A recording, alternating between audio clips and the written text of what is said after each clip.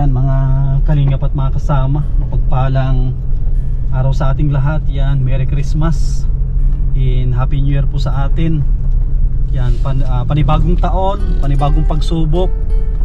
Yan, panibagong pagtulong na naman sa ating mga kababayan. Sino yung mga mapapalad na mabigyan natin ng simpleng pabahay? Yan, sino kayo mga papalarin? Po tayo, tuloy-tuloy tayo sa scouting para makahanap po tayo ng mga karapat-dapat na tulungan. Siyempre mali natin, baka makahanap din tayo ng viral para mas lalo tayo makatulong sa ating mga kababayan. Yun po yung ating hinahanap, viral views para tayo kumita at may pantulong po tayo. Kasi kung walang views, walang kita.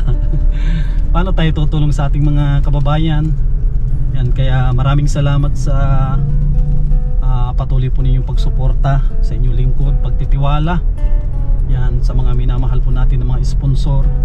Sila yung kasama natin sa paglingap sa ating mga kababayan. Yan po, January 2. Yan, lumabas na po tayo para bisitahin po natin yung ating mga tinutulungan dito. Yan, dadalawin natin si Ate Marites at si Kuya Efren. Yan, sila yung tinutulungan natin na maayos yung kanilang bahay. Yan, sa tulong ng mga minamahal natin ng mga sponsors. Yan, sila yung katuwang po natin. Dito na tayo ngayon sa Barangay Santa Elena. May bibigay din tayo na blessing galing sa mga sponsor po natin. Yan, alam ko naman na deserve nila na makatanggap ng tulong. Kasi tignan po ninyo si Ate Marites, solo niyang tinataguyod yung kanyang mag-ama, si John Lloyd tsaka si si Kuya Efren. May kapansanan pero pinipilit pa rin niyang umakyat sa bundok. Yan, para kumita lang ng 70 pesos. Grabe, imagine po ninyo kung paano natin ipagkakasya yung 70 pesos sa maghapon, tapos meron pa silang anak na nag-aaral. Kaya ito, sigurado matutuwa yung nito, yung mag-asawa sa dala natin na tulong. Yan, tara po.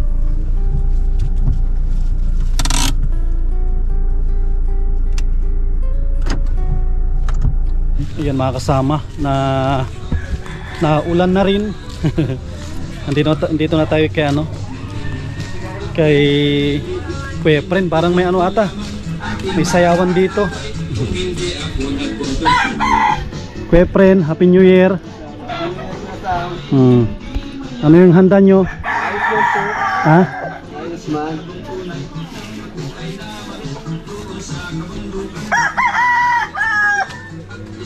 Pre, may dala tayong trapal. Ito pala mga kasama, may dala tayong papabili ng silic acid. May dala tayong trapal. Yan po kasi kuna po natin ito, tawag dito pansya na kayo mga kasama, maingay at may nag-birthday dyan sa kapitbahay. Yan, may nag-birthday, pasensya na kayo.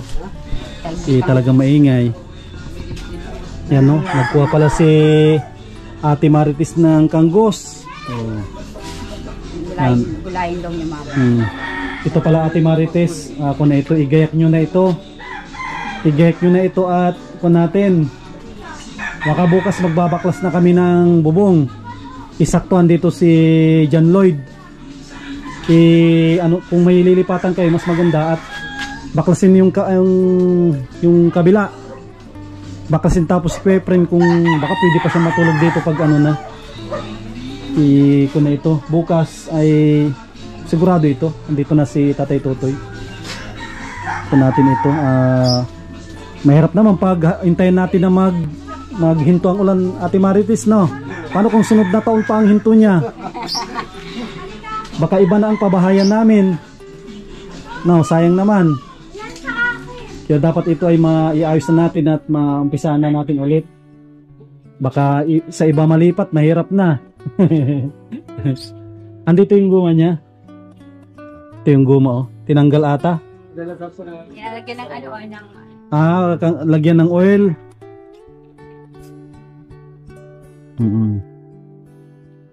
Ayos na pala ito. Ayos na ito. Ito yung regalo ni ni Mami Maria in Kuya Trophy. Tingnan yung mga kasama, oh. Lalo pag mabubungan na po ito, mabubungan na, mas maganda na siyang tignan.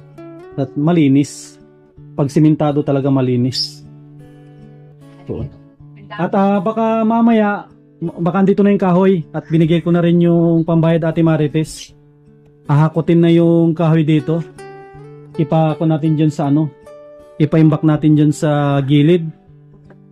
Lagyan natin dyan sa gilid.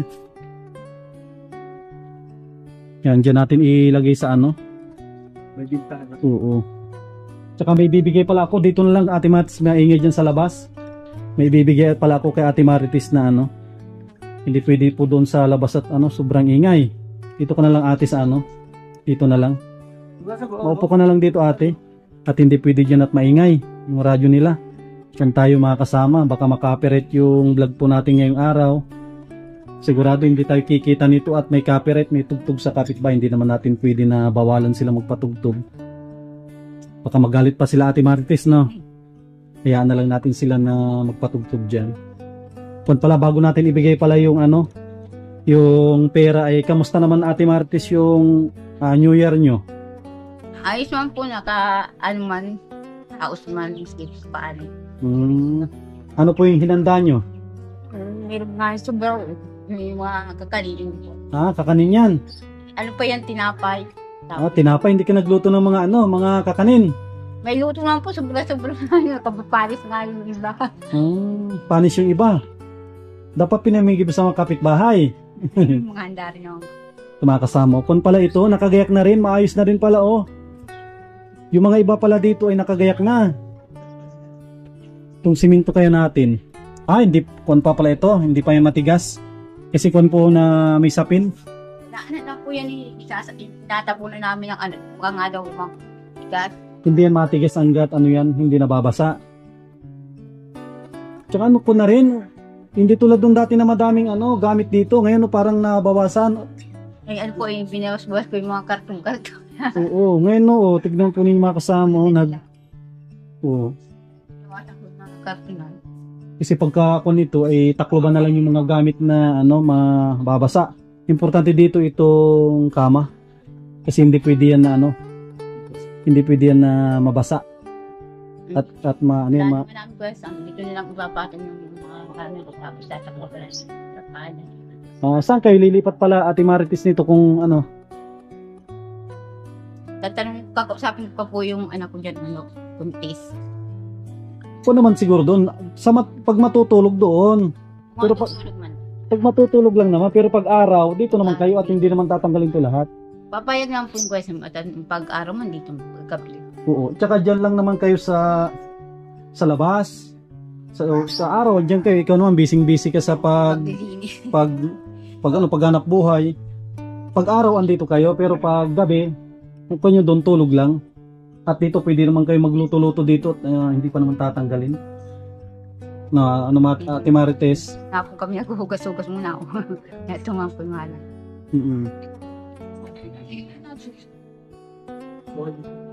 Kasi kanina, ito sana ako ng budok. Si Ate Marites kasi ay habang andun kami kay Tatay Tutoy ay kanina't nalimutan ko kain kami Kuya Sam, di pa rin ako nag-iwan. Paahon na siya sa sa bundok sana ipinigilan ko at may paparating na tulong sa kanila. Ito ay Ate Marites galing kay Ma'am New York with Love. May pinapabigay siyang 2,500. Yan, grabe.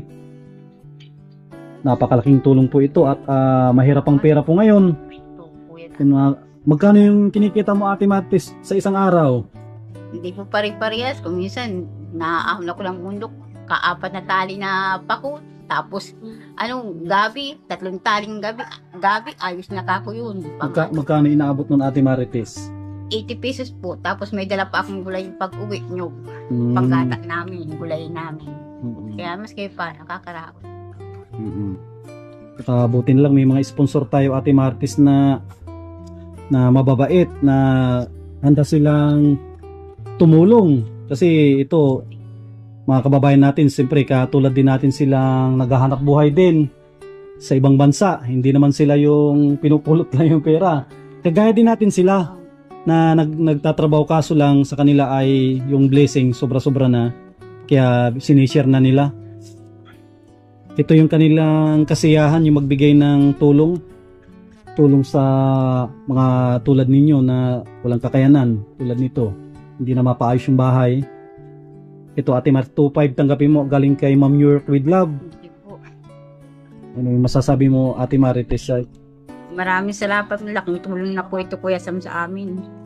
Ano yung plano mo dyan na gawin? Pang ni John Boyd, tapos yung iba po, pang gastusin namin sa bahay. Yung iba po, para dyan sa eskwela po. Tapos yung ano mo pa, yung puhunan mo andito sa akin. Po. Yung usapan natin pag nabubungan na ito, bibigay ko na sa'yo. At pwede ka nang magbili ng mga gamit. Magkano yung pugunan nakita ko? Kasi tulad nito si Kuya Pre nasa bahay lang. Pag nakaluto ka na, pwede na siya nang magbantay. Yung nga po ang sabi ko sa kanya, habang barabantayan na lang niya. Siya lang. Tsaka alam naman niya na yung presyo. Presyo ng mga paninda. Alam naman yung mga presyo. Tapos patutubuan na lang. Pag masama yung panahon, ikaw ang mabantay. Na lang, kaya ko. Para na lang magtulungan kayo. At kung wala din gawa si John Lloyd, pwede rin siyang tumulong. Pag walang pasok, pwede magbarabanta. Paninda. Basta ako na lang, siguro baka bukas maya-maya, andyan na yung kahoy. Maganda din pala Kuya Sam yung sinasabi ko na, baga po na santan na may pili, ilalagay daw po yun sa, parang garapon din na, sa palaman. Tinitinda yung marami. Maganda daw yun, halimbawa isang Pero masarap po sa mga ganun. May nakakita ako dyan sa may bato, sa unahan ng bato balani. Ay, pag natik mo yung sabi ko, nagawa pala. Ang dami baga pong mga piling dagdag ngayon. Sabi ko, ilagay ko sa gagarap po yan. Tapos pag nakagawa ako ng ganyan, bibigay ko sa iyo Kuya Sam ng isang garap. Alam ako magawa niyan. Salamat ate. Alam ako magawa niyan Kuya Sam, nagawa na ako nung nag-i-eskwela pa ako ng elementary. Exhibit nun ay hiningi ng teacher namin, akin na lang ate yan, hindi ko nasasabi, pati garap ko akin. Napakasarap. Marunong ka palang ganun. Ang sarap. Pwede din pampalaman sa tinapay. Ngayon may chance mo na ipagpatol yung atin, no? Sige. Paano ate, maalis na rin kami at may pupuntahan pa. Mas abang-abangan yung kung dito yung padating na materyales. Sige, salamat. Friend, maalis na rin kami. Maraming salamat po. Alis na rin kami at may pupuntahan pa kaming iba. Sige. Yung kahoy, abang-abangan yung kahoy dito. Siya po. At ko na ito. Bukas, paumpisa na natin ulit ito. Baklasin na nila yung bubong. At pinaghanap ko na rin sila ng pwede nilang lipatan. Ito, tanggalin na ito. At mahirap mag-repair na yung ganito. Dapat baklasin lahat na yan. Ito na yan, baklas na yan bukas.